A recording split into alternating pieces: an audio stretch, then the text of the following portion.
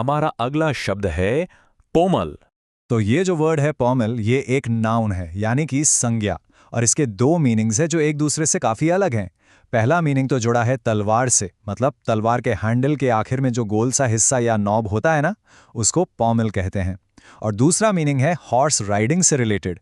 घोड़े की जो सीट होती है यानी सैडल, उसके आगे का जो थोड़ा उठा हुआ पार्ट होता है जिसे राइडर सपोर्ट के लिए पकड़ता है, उसे भी पॉमेल कहते हैं। चलिए कुछ सेंटेंसेस देखते हैं, इससे बिल्कुल क्लियर हो जाएगा।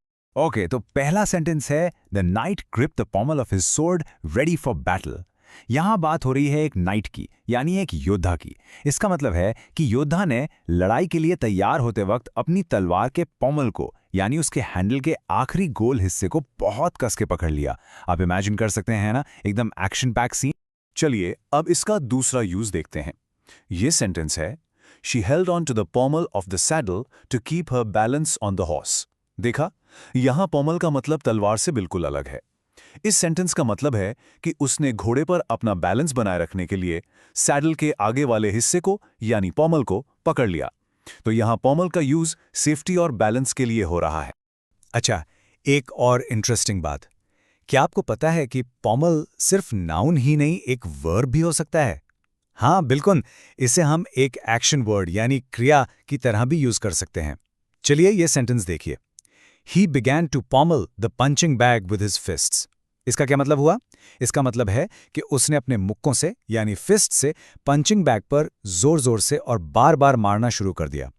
तो जब भी pommel as a verb use होता है, इसका मतलब होता है टू स्ट्राइक रिपीटेडली। चलिए अब एक कोट देखते हैं जो इसकी हिस्टोरिकल इंपॉर्टेंस के बारे में बताता है। The pommel was often decorated with a family crest or precious stones, making it a symbol of the owner's status. Wow! इसका मतलब है कि पुराने जमाने में तलवार का पॉमल सिर्फ यूज के लिए नहीं होता था, उसे अक्सर फैमिली के निशान यानी फैमिली क्रेस्ट या फिर महंगे पत्थरों से डेकोरेट किया जाता था। ये उसके मालिक के स्टेटस का, उसकी शान का प्रतीक बन जाता। ओके, अब आखिर में जल्दी से इसके सिनोनिम्स और एंटोनिम्स भी देख लेते हैं। सिनोनिम्स यानी सिमिलर वर्ड्स हैं नॉब, हिल्ट और हैंडल। ये सारे वर्ड्स हैंडल या उसके गोल सिरे को ही डिस्क्राइब करते हैं। और अब एंटोनिम्स यानी ऑपोजिट वर्ड्स, वो हैं टिप, पॉइंट और ब्लेड। ये सभी तलवार के आगे के शार्प नुकीले हिस्से हैं। तो ये पॉमल से एकदम उल्टे हुए हैं ना, एक एंड पर पॉमल और दूसरे एंड पर ब्लेड। बस आज के लिए इतना ही, मिलते हैं नेक्स्ट वीडियो में। Happy learning,